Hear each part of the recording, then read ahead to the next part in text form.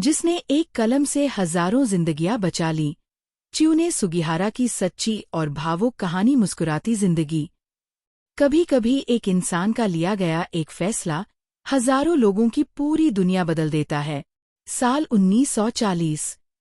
Europe द्वितीय विश्व युद्ध की आग में जल रहा था। नाजी जर्मनी लगातार देशों पर कब्जा कर रहा था।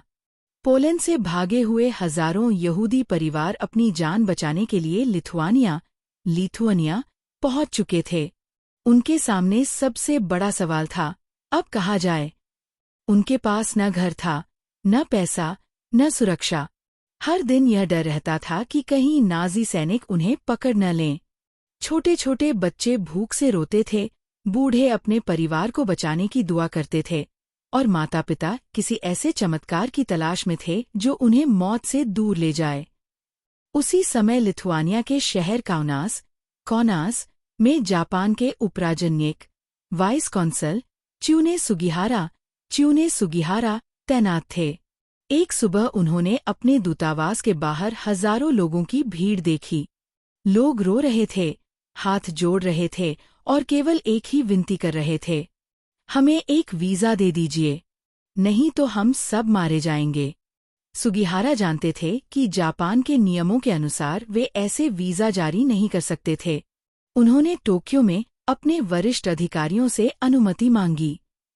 उत्तर आया, नियमों का पालन करें, वीजा जारी न करें। उन्होंने दोबारा अनुरोध किया, फिर वही जवाब आया, नहीं।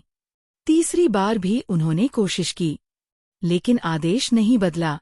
अब उनके सामने दो रास्ते थे, अपने देश के आदेश का पालन करें और हजारों लोगों को मरने के लिए छोड़ दें, या फिर अपने करियर, प्रतिष्ठा और भविष्य को जोखिम में डालकर इंसानियत का साथ दें। सुगिहारा ने अपनी पत्नी युकिको से पूछा, अगर मैं नियम तोड़ दूं तो क्या होगा? युकिको ने शांत स्वर में कहा, अगर तुम्हारा दिल कहता है कि लोगों की जान बचानी चाहिए, तो वही करो। यही वह पल था जिसने इतिहास बदल दिया। अगली सुबह से सुगिहारा ने लगातार हाथ से वीजा लिखना शुरू कर दिया। वे सुबह जल्दी उठते, देर रात तक लिखते और दिन में सैकड़ों वीजा जारी करते। उनकी उंगलियां दर्द से सूज जातीं, लेकिन वे रुकते नहीं थे। कुछ ही हफ्तों में उन्होंने लगभग 2100 से अधिक ट्रांजिट वीजा जारी किए। क्योंकि प्रत्येक वीजा पर अक्सर पूरा परिवार यात्रा करता था, इतिहासकारों का अनुमान है कि करीब 6000 लोगों की जान बची। बाद में उनके द्वारा बचाए गए लोगों के वंशजों की संख्या दसियों हजार तक पहुंच गई। जब जापान सरकार ने उनका कार्यकाल समाप्त कर दिया और उन्हें लिथुआनिया छोड़ने का आदेश मिला, तब भी वे रुके नहीं। रेलवे स्टेशन पर जब उनकी ट्रेन चलने लगी, तब भी वे खिड़की से लोगों को हस्ताक्षर किए हुए खाली वीजा फॉर्म देते रहे, ताकि बाद में आवश्यक जानकारी भरकर उनका उपयोग किया जा सके। ट्रेन धीरे धीरे आगे बढ़ गई, लेकिन उन कागजों ने हजारों लोगों को नई जिंदगी दे दी। युद्ध समाप्त होने के बाद सुगिहारा को अपने निर्णय की भारी कीमत चुकानी पड़ी। युद्ध के कुछ वर्षों बाद वे जापानी विदेश सेवा से अलग हो गए। इतिहासकारों में इस बात पर मतभेद है कि इसका कारण सीधे उनके वीजा निर्णय थे या युद्ध के बाद की प्रशासनिक कटौती, लेकिन यह स्पष्ट है कि लंबे समय तक उन्हें वह सम्मान नहीं मिला जिसके वे हकदार थे। उन्होंने साधारण नौकरियां करके अपना जीवन बिताया। दशकों तक दुनिया उनके इस महान कार्य से लगभग अनजान रही।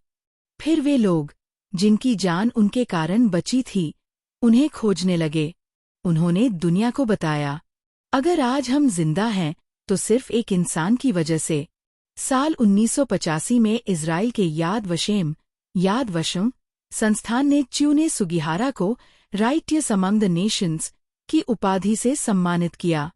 यह सम्मान उन गैर-यहूदियों को दिया जाता है जिन्होंने होलोकॉस्ट के दौरान अपनी जान या करियर की परवाह किए बिना यहूदियों को बचाया। साल 1986 में 86 वर्ष की आयु में च्यूने सुगिहारा का निधन हो गया। आज भी दुनिया उन्हें जापान स्किंडलर के नाम से याद करती है। उनकी कहानी हमें सिखाती है कि कभी-कभी सबसे बड़ा साहस नियमों का पालन करने में नहीं, बल्कि सही काम करने में होता है। सीख, मॉरल, इंसानियत किसी भी नियम से बड़ी होती है। जब किसी की जान बचाने का अवसर मिले तो दया और साहस का साथ देना ही सच्ची मानवता है। मुस्कुराती जिंदगी, जहां हर कहानी एक नई उम्मीद जगाती है।